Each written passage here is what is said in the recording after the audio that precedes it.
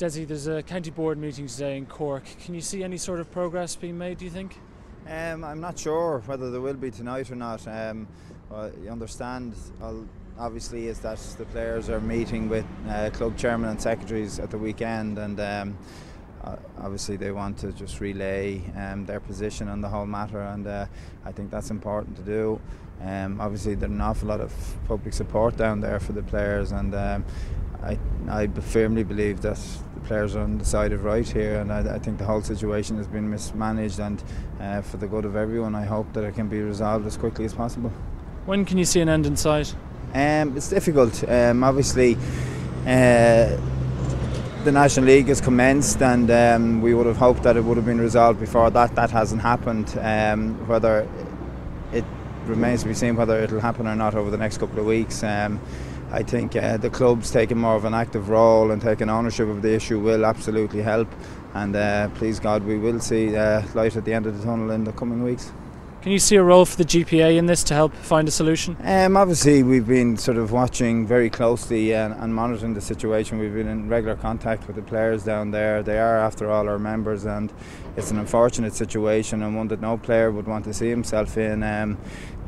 Ultimately the fundamental issue here is what is involved to be successful in the modern day game, and players need to feel that they're operating in an environment that's conducive to success, and in this particular situation they felt that that wasn't there, and that environment did not exist, and they obviously want to remedy that.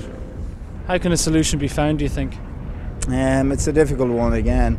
I think the clubs, as I mentioned earlier, play a key role in this at this stage. The county board executive have left an awful lot to be desired in this particular instance, and hopefully through the intervention of clubs and the general support of the Cork hurling public, that a resolution will be found.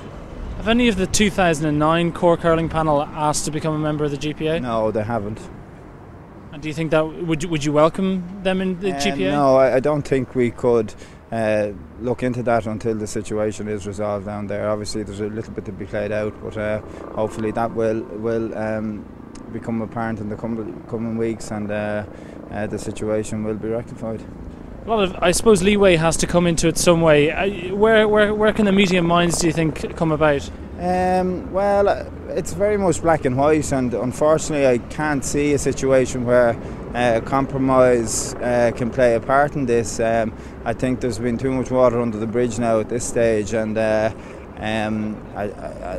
think it was insightful today to read of one of the backroom team in the Cork squad outlined that he was no longer willing to stay involved because of the harsh treatment he felt of the players in that situation. So I think over the coming weeks I believe the clubs will do the right thing here and make sure that there is a resolution found.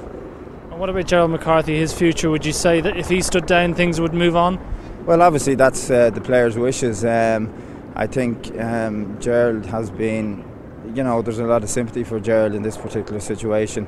The real issue here, as everyone knows, is a power play by the county board, and I think no matter what way it's dressed up, that's the fundamental core issue at the heart of this, and until that's resolved there will be no resolution found. You're here for the twinning programme. What does it involve? The twinning programme has been a great success. Last year we initiated. It involves the stronger hurling counties assisting with the development of hurling in weaker counties, the non-traditional counties. We're all very aware of the difficulties that the non-traditional counties face and encounter in promoting the game, and last year the high-profile counties and players were very willing to help promote the game and go up and develop players as best they can, and we hope to expand this scheme this year. I suppose it helps things, makes things more competitive if you get some of the weaker counties up to scratch. Definitely, there's a huge appetite amongst the weaker counties, and obviously players, the higher profile players, there's great demands placed on the time, but we've been very enthused by their willingness to get involved and do what they can in the name of hurling.